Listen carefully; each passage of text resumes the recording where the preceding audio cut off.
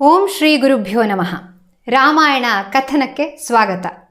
ಹೇಗೆ ವಿಶ್ವಾಮಿತ್ರರು ಬ್ರಹ್ಮರ್ಷಿಯಾದರು ಅನ್ನೋದನ್ನು ಹೇಳುವಂತಹ ಅತ್ಯದ್ಭುತವಾದ ಪ್ರಸಂಗಗಳನ್ನು ಒಳಗೊಂಡಿರುವಂತಹ ಸಂಚಿಕೆ ಇದು. ಇಲ್ಲಿ ವಿಶ್ವಾಮಿತ್ರ ಮೇನಕೆಯರ ಪ್ರಸಂಗ ಬರುತ್ತೆ. ಇದೂ ಕೂಡ ತುಂಬ ಪ್ರಸಿದ್ಧವಾಗಿರುವಂಥದ್ದು. ಹಾಗೆ ಮೇನಕೆ ಮಾತ್ರ ಅಲ್ಲ, ರಂಭೆಯ ಪ್ರಸಂಗವೂ ಬರುತ್ತೆ. ಆದರೆ ಅದೆಲ್ಲವನ್ನು ಮೀರಿ, ಕಾಮಕ್ರೋಧಗಳನ್ನು ಮೀರಿ ನಿಂತು ವಿಶ್ವಾಮಿತ್ರರು ಹೇಗೆ ಬ್ರಹ್ಮರ್ಷಿಯಾದರು ಅನ್ನೋದು ಇಲ್ಲಿ ಬಹಳ ಮುಖ್ಯವಾದ ಸಂಗತಿ ಅಂತ ನನಗನ್ನಿಸ್ತು. ಈ ಸಂಚಿಕೆಯಿಂದ ನಾವು ಕೂಡ ತುಂಬ ಕಲಿಯುವಂಥದ್ದಿದೆ. ಹಾಗಾಗಿ ಕೊನೆಯ ತನಕ ತಪ್ಪದೆ ಈ ಸಂಚಿಕೆಯನ್ನು ನೋಡಿ. ಈಗ ವಿಶ್ವಾಮಿತ್ರರು 1000 ವರ್ಷಗಳ ಕಾಲ ತಪಸ್ಸನ್ನು ಮುಂದುವರಿಸಿದ ನಂತರ ಬ್ರಹ್ಮ ದೇವತೆಗಳ ಜೊತೆಗೆ ಬಂದು, ನಿನ್ನ ತಪಸ್ಸಿಗೆ ನಾನು ಮೆಚ್ಚಿದ್ದೇನೆ, ನೀನು ಈಗ ಋಷಿಯಾದೆ ಅಂತ ಹೇಳ್ತಾನೆ.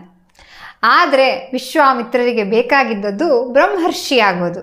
ಈಗ ಮೊದಲೇನಾಗಿದ್ರು ರಾಜರ್ಷಿ ಆಯಿತು, ರಾಜರ್ಷಿಯಿಂದ ಈಗ ಋಷಿ ಪಟ್ಟಕ್ಕೆ ಏರಿದ್ರು.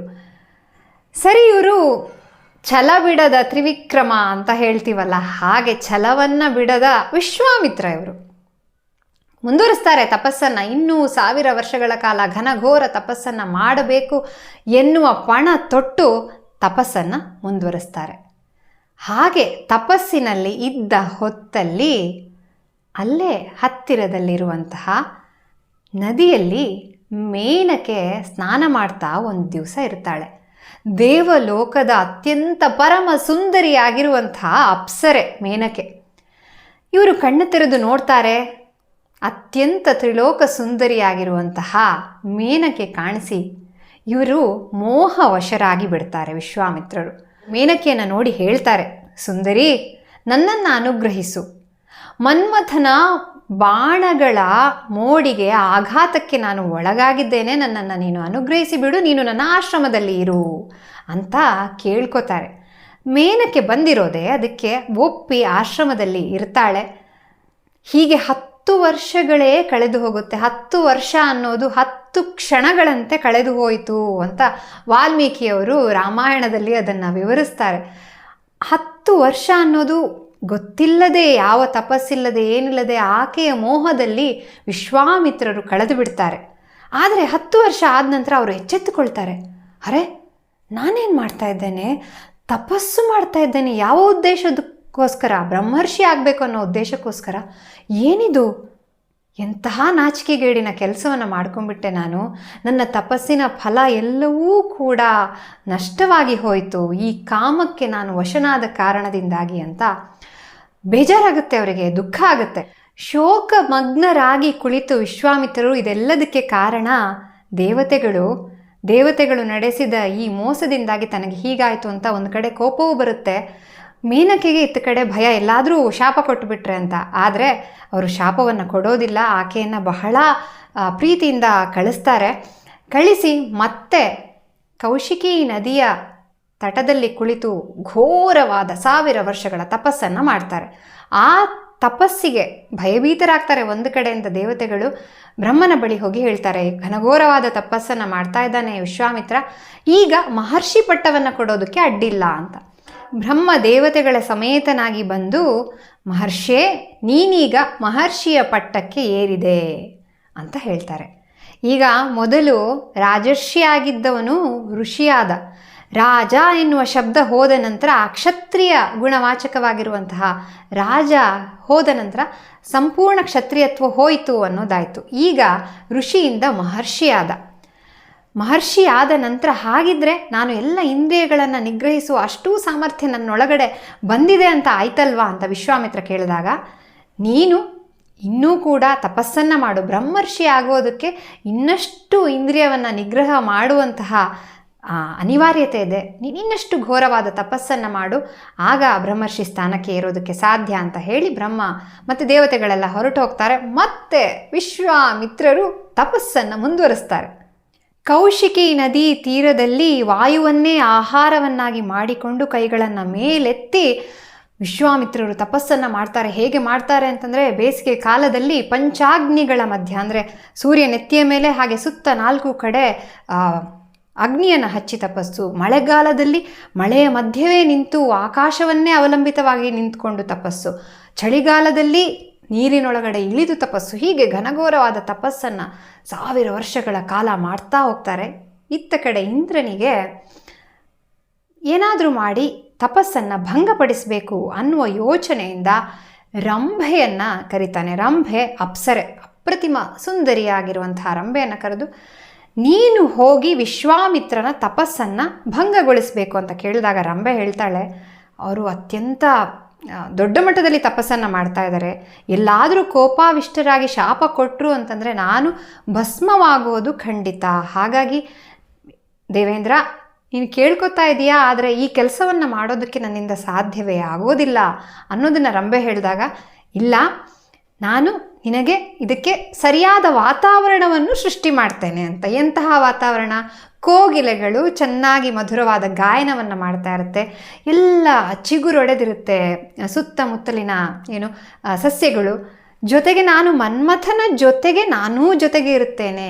ಹಾಗಾಗಿ ನೀನು ನಿನ್ನ ರೂಪವನ್ನು ಇನ್ನಷ್ಟು ಸುಂದರಗೊಳಿಸಿಕೋ, ಆಕರ್ಷಣೀಯವಾದ ರೂಪದ ಜೊತೆಗೆ ವಿಶ್ವಾಮಿತ್ರನ ಎದುರು ಹೋಗಿ ನಿಲ್ಲು ಅಂತ ಇಂದ್ರ ಇನ್ಸ್ಟ್ರಕ್ಷನ್ಸ್ ಕೊಡ್ತಾನೆ. ಇಷ್ಟಾಗಿ ಸರಿ, ರಂಭೆ ತನ್ನ ರೂಪ ಲಾವಣ್ಯಗಳನ್ನು ಇನ್ನಷ್ಟು ಗೊಳಿಸಿಕೊಂಡು ವಿಶ್ವಾಮಿತ್ರನ ಎದುರು ಹೋಗಿ ನಿಲ್ತಾಳೆ. ಜೊತೆಗೆ ಬ್ಯಾಕ್ ಸಪೋರ್ಟ್ ಆಗಿ ಇಂದ್ರನಿಗೆ ಮನ್ಮಥ ಎಲ್ಲರೂ ಇದ್ದಾರೆ. ಈಗ ಸರಿ, ರಂಭೆ ಹೋಗಿ ಅತ್ಯಂತ ಲಾವಣ್ಯವತಿಯಾಗಿ ವನಪು ವಯ್ಯಾರ ಎಲ್ಲವನ್ನ ತೋರಿಸ್ತಾ ವಿಶ್ವಾಮಿತ್ರನ ಎದುರಲ್ಲಿ ಅತ್ಯಂತ ಸುಮಧುರವಾದ ಗಾಯನ, ಎಲ್ಲದೂ ಒಂದು ವೇದಿಕೆ ಸಜ್ಜಾಗೋದು ಅಂತೀವಲ್ಲ, ಹಾಗೆ ಸಜ್ಜು ಮಾಡಿ ಇಟ್ಟಿದ್ದಾರೆ. ವಿಶ್ವಾಮಿತ್ರ ಕಣ್ಣು ತೆರೀತಾನೆ. ಸುಂದರವಾದ ವಾತಾವರಣ, ಗಾಯನ ಕೇಳಿಸ್ತಾ ಇದೆ. ಪ್ರಸನ್ನ ಚಿತ್ತನಾಗಿ ಕಣ್ಣು ತೆರೆದು ನೋಡ್ತಾನೆ. ನೋಡಿದ್ರೆ ಎದುರುಗಡೆ ಅಪ್ರತಿಮ ಸುಂದರಿಯಾಗಿರುವಂತಹ ರಂಭೆ ಪ್ರೇಮಾಕಾಂಕ್ಷೆಯಿಂದ ಅಲ್ಲಿ ನಿಂತಿದ್ದಾಳೆ.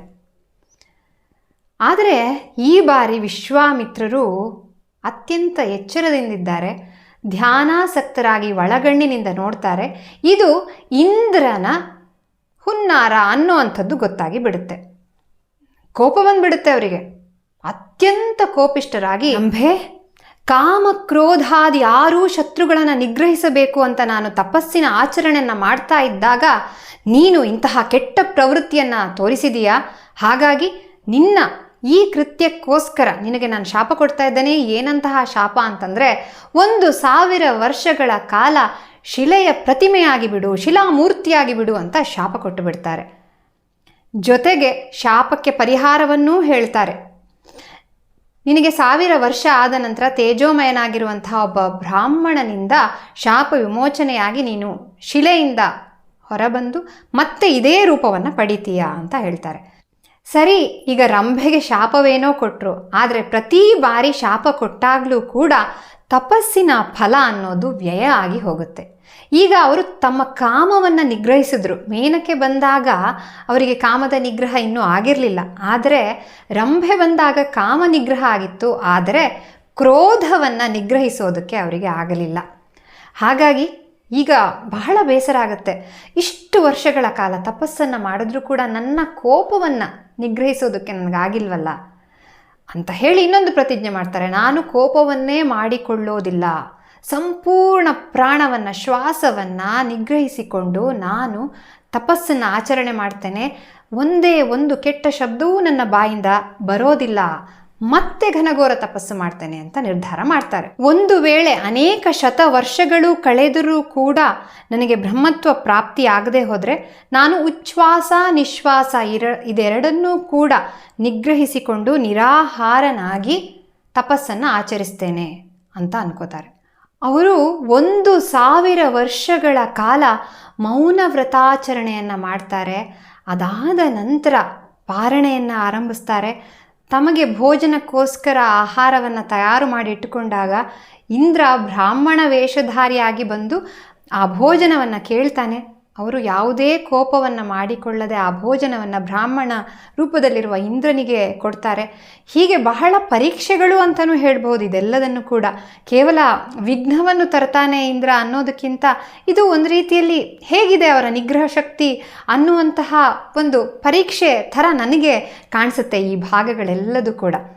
ಹೀಗೆ 1000 ವರ್ಷಗಳ ಕಾಲ ಮೌನ ವ್ರತವನ್ನು ಮಾಡಿ, ಕೋಪವನ್ನು ಮಾಡಿಕೊಳ್ಳದೆ, ಒಂದೇ ಒಂದು ಕೆಟ್ಟ ಶಬ್ದವನ್ನು ಆಡದೆ ಘನಘೋರವಾದ ತಪಸ್ಸು ಮುಂದುವರಿಯುತ್ತೆ. ಈಗ ಉಚ್ಛ್ವಾಸ ನಿಶ್ವಾಸಗಳನ್ನೆಲ್ಲವನ್ನು ನಿಗ್ರಹಿಸಿಕೊಂಡು ತಪಸ್ಸನ್ನು ಮಾಡ್ತಾರೆ. ಮಾಡುವಾಗ ಆ ತಪಸ್ಸು ಹೇಗಿರುತ್ತೆ ಅಂತಂದರೆ ಅದೆಲ್ಲ ನಿಗ್ರಹ ಮಾಡಿದ್ದಕ್ಕಾಗಿ ತಲೆಯಿಂದ ಬೆಂಕಿ ಅಗ್ನಿ ಬರೋದಕ್ಕೆ ಶುರುವಾಗುತ್ತಂತೆ. ಆ ಅಗ್ನಿ ಹೇಗಿತ್ತಂತೆ ಅಂದರೆ ಜನರಿಗೆ 3 ಲೋಕವು ಎಲ್ಲಿ ಸುಟ್ಟು ಹೋಗಿಬಿಡುತ್ತೋ ಅನ್ನುವಂತಹ ಭ್ರಾಂತಿ ಉಂಟಾಯ್ತಂತೆ. ಆಗ ದೇವತೆಗಳು ಎಲ್ಲರೂ ಕೂಡ ಬ್ರಹ್ಮನ ಬಳಿ ಬಂದು ಕೇಳ್ಕೊತಾರೆ, ಬ್ರಹ್ಮದೇವ ಇನ್ನಾದರೂ ಆತನಿಗೆ ಬ್ರಹ್ಮರ್ಷಿ ಪಟ್ಟವನ್ನು ಕೊಡಬೇಕು. ಯಾಕೆ ಅಂತಂದರೆ 3 ಲೋಕಗಳು ಎಲ್ಲಿ ಸುಟ್ಟು ಹೋಗಿಬಿಡುತ್ತೋ ಅನ್ನುವಂತಹ ಅತ್ಯಂತ ಉಗ್ರವಾದ ತಪಸ್ಸನ್ನು ಮಾಡ್ತಾ ಇದ್ದಾನೆ. ಜೊತೆಗೆ ನಾವು ಎಲ್ಲ ರೀತಿಯ ಪರೀಕ್ಷೆಗಳನ್ನು ಮಾಡಿದ್ದು ಕೂಡ ಆಗಿ ಹೋಯಿತು. ಈಗ ಅಪ್ಸರೆಯರನ್ನು ಕಳಿಸಿದ್ದಾಯಿತು, ಕಾಮದ ನಿಗ್ರಹ ಆಯಿತು, ಕ್ರೋಧದ ನಿಗ್ರಹವೂ ಆಯಿತು. ಈಗ ಇನ್ನೂ ಹೀಗೆ ಬಿಟ್ಟರೆ ತಡ್ಕೊಳಕ್ಕಾಗೋದಿಲ್ಲ. ಪರ್ವತಗಳು ಅದುರಿ ಹೋಗ್ತಾ ಇದೆ, ಭೂಮಿ ಕಂಪಿಸ್ತಾ ಇದೆ. ಆ ಉಗ್ರ ತಪಸ್ಸಿನ ಫಲದಿಂದಾಗಿ ಆ ವಾಯುದೇವನು ಕೂಡ ಬೀಸೋದಕ್ಕೆ ಅಂಜಿಕೆ ಪಡ್ತಾ ಇದ್ದಾನೆ. ಹಾಗಾಗಿ ಇನ್ನೂ ತಡ ಮಾಡೋ ಅಂಥದ್ದಿಲ್ಲ, ಬ್ರಹ್ಮರ್ಷಿ ಪಟ್ಟವನ್ನು ವಿಶ್ವಾಮಿತ್ರನಿಗೆ ಕರುಣಿಸಬೇಕು ಅಂತ ದೇವತೆಗಳು ಬ್ರಹ್ಮನ ಬಳಿ ಕೇಳ್ಕೊಂಡಾಗ ಬ್ರಹ್ಮ ದೇವತೆಗಳ ಒಡಗೂಡಿ ವಿಶ್ವಾಮಿತ್ರನ ಬಳಿಗೆ ಬರ್ತಾನೆ. ವಿಶ್ವಾಮಿತ್ರ ಅದೆಷ್ಟೋ ವರ್ಷಗಳಿಂದ ಕಾಯ್ತಾ ಇರುವಂತಹ 1000 ವರ್ಷಗಳಿಂದ ತಪಸ್ಸನ್ನು ಮಾಡಿ ಆ ತಪಸ್ಸನ್ನು ಎಷ್ಟೋ ಸರಿ ತಪಸ್ಸಿನ ವ್ಯಯ ಆಗಿ ಹೋಗಿದೆ. ಎಲ್ಲ ಆಗಿ ಆ ಹಠವನ್ನು ಬಿಡದೆ ಬ್ರಹ್ಮರ್ಷಿ ಆಗುವ ತಪಸ್ಸನ್ನು ಮಾಡಿದ್ದಕ್ಕೆ ಈಗ ಫಲ ಸಿಗುವಂತಹ ಗಳಿಗೆ ಬಂದಿದೆ. ಬ್ರಹ್ಮರ್ಷೇ ಅಂತ ಬ್ರಹ್ಮ ಕರೀತಾನೆ ವಿಶ್ವಾಮಿತ್ರನನ್ನು. ನೀನು ಮಾಡಿರುವ ತಪಸ್ಸಿನಿಂದ ಸಂತುಷ್ಟನಾಗಿದ್ದೇನೆ. ಇದರಿಂದಾಗಿ ನಿನಗೆ ಬ್ರಾಹ್ಮಣ್ಯ ಪ್ರಾಪ್ತಿಯಾಗಿದೆ, ಜೊತೆಗೆ ದೀರ್ಘಾಯುಷ್ಯವೂ ಪ್ರಾಪ್ತಿಯಾಗಿದೆ.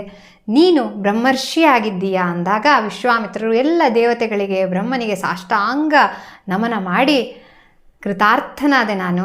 ಬ್ರಹ್ಮದೇವ ನಿಶ್ಚಯವಾಗಿಯೂ ನನಗೆ ಬ್ರಾಹ್ಮಣ್ಯ ಅನ್ನೋದು ಪ್ರಾಪ್ತಿಯಾಗಿದ್ದರೆ ಓಂಕಾರ ವಷಟ್ಕಾರ ಹಾಗೆ ವೇದಾಂಗಗಳು ನನ್ನೊಳಗಡೆ ಮೂರ್ತಿಮತ್ತಾಗಿ ನೆಲೆಸಲಿ ಅಂತ ಕೇಳ್ಕೊತಾರೆ. ಇನ್ನೂ ಒಂದು ಕೇಳ್ಕೊತಾರೆ ಅವರು, ಏನು ಅಂತಂದರೆ ಧನುರ್ವಿದ್ಯೆಯಲ್ಲಿ ಶ್ರೇಷ್ಠರಾಗಿರುವಂತಹ ಹಾಗೆ ಮಹರ್ಷಿಗಳಲ್ಲಿಯೇ ಶ್ರೇಷ್ಠರು ಎಂದು ಪರಿಗಣಿಸಲ್ಪಡುವಂತಹ ಬ್ರಹ್ಮರ್ಷಿಯಾಗಿರುವಂತಹ ವಸಿಷ್ಠರು, ಬ್ರಹ್ಮಪುತ್ರನಾಗಿರುವಂತಹ ವಸಿಷ್ಠರು ನನಗೆ ಬ್ರಹ್ಮರ್ಷಿ ಆದೆ ಅನ್ನೋದನ್ನು ಅವರು ಕೂಡ ಬಂದು ಹೇಳಲಿ, ಇದೊಂದು ನನ್ನ ಕೋರಿಕೆ ಅಂತ ಕೇಳ್ಕೊತಾರೆ. ಇಲ್ಲಿ ಅವರು ಆ ಹಳೆಯ ಏನು ವಸಿಷ್ಠರ ಕಾರಣದಿಂದಾಗಿ ಇದೆಲ್ಲವೂ ಶುರುವಾಗಿದ್ದು, ವಸಿಷ್ಠರು ಯಾವಾಗ ಅವರನ್ನು ಸೋಲಿಸಿದ್ರಲ್ಲ, ಪರಾಜಯಗೊಳಿಸಿದ್ರಲ್ಲ, ಆವಾಗ ಬ್ರಹ್ಮರ್ಷಿ ಆಗಬೇಕು ಅಂತ ಅಂದ್ಕೊಂಡಿದ್ದದ್ದು. ಹಾಗಿದ್ರೆ ಆ ಭಾವ ಇನ್ನೂ ಇವರೊಳಗಡೆ ಉಳ್ಕೊಂಡಿದೆಯಾ ಕೇಳಿದ್ರೆ ಇಲ್ಲ. ಈಗ ಆ ಭಾವ, ಆ ದ್ವೇಷದ ಭಾವ ಎಲ್ಲ ಹೊರಟೋಗಿದೆ. ಯಾಕಂದರೆ ಕಾಮ ಕ್ರೋಧಾದಿಗಳನ್ನೆಲ್ಲವನ್ನು ಕೂಡ ನಿಗ್ರಹ ಮಾಡಿದ್ದಕ್ಕಾಗಿಯೇ ಈಗ ಬ್ರಹ್ಮರ್ಷಿ ಪಟ್ಟ ಸಿಗ್ತಾ ಇರುವಂಥದ್ದು. ಆದರೆ ಅವರಿಗೆ ಅದೊಂದು ಭಾವ, ಅವರು ಕೂಡ ಬ್ರಹ್ಮರ್ಷಿ ಅಂತ ಹೇಳಿದ್ರೆ ಸಂತೃಪ್ತಿಯ ಭಾವ, ಇಷ್ಟು ವರ್ಷಗಳ ಕಾಲ ತಪಸ್ಸಿಗೆ ಒಂದು ಫಲ ಸಿಕ್ಕಿದ ಹಾಗೆ ಅಂತ. ಹಾಗಾಗಿ ದೇವತೆಗಳು ಹೋಗಿ ವಸಿಷ್ಠರ ಬಳಿ ಕೇಳ್ಕೊತಾರೆ, ನೀವು ಬರಬೇಕು ಅಂತ. ವಸಿಷ್ಠರು ಆಗಮಿಸ್ತಾರೆ. ಆಗಮಿಸಿ ಹೇಳ್ತಾರೆ, ನಿನ್ನೊಳಗಡೆ ಓಂಕಾರ ವಷಟ್ಕಾರ ವೇದಾಂಗಗಳೆಲ್ಲವೂ ಕೂಡ ಮೂರ್ತಿಮತ್ತಾಗಿ ನೆಲೆಸಲಿ. ನೀನು ಬ್ರಹ್ಮರ್ಷಿ ಪಟ್ಟವನ್ನು ಪಡೆದಿದ್ದೀಯಾ, ನೀನೀಗ ಬ್ರಹ್ಮರ್ಷಿ ಅನ್ನೋದನ್ನು ವಸಿಷ್ಠರು ಘೋಷಣೆ ಮಾಡ್ತಾರೆ. ಬಹಳ ಖುಷಿಯಾಗುತ್ತೆ.